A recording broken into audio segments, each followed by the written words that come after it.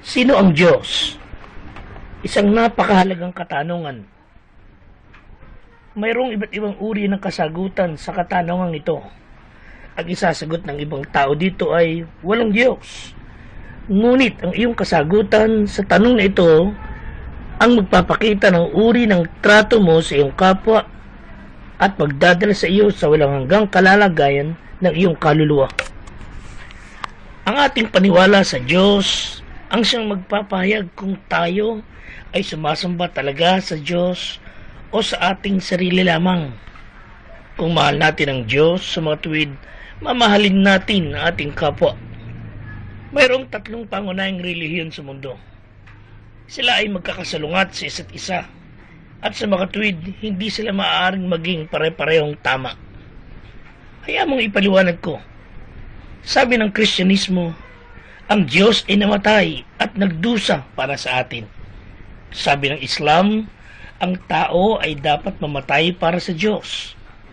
Sabi ng Hinduismo, ang Diyos ay kung ano ang iyong binuo sa iyong pag-iisip.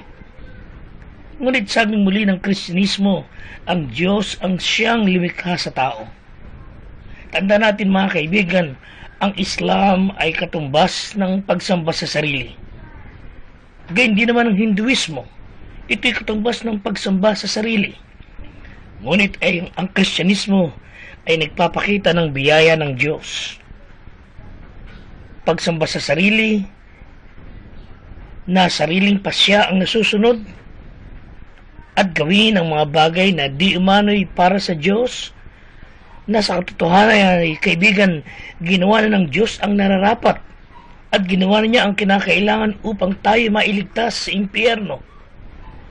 Ang biyaya ng Diyos ay tumutukoy sa ginawa ng Diyos para sa atin, ang hindi natin kayang gawin para sa ating sarili. Sapagkat sa biyaya kayo ay nangaligtas sa pamamagitan ng pananampalataya, at ito ay hindi sa inyong sarili, ito ay kaloob ng Diyos. Yan ang sinabi ng Efeso 2:8.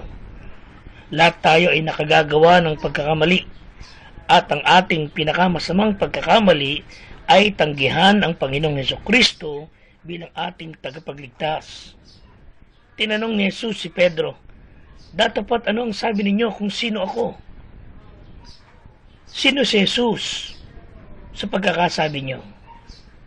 Tingnan at basahin ninyo ang Mateo 16, talatang 16. Kung ano ang iyong magiging sagot sa napakahalagang katanungang ito ng iyong buhay, ang mismo magtatalaga ng iyong pang nakaraan, ang buhay mo pang kasalukuyan, at pang hinaharap na buhay mo. Ano ang sinasabi mo kung sino si Jesus?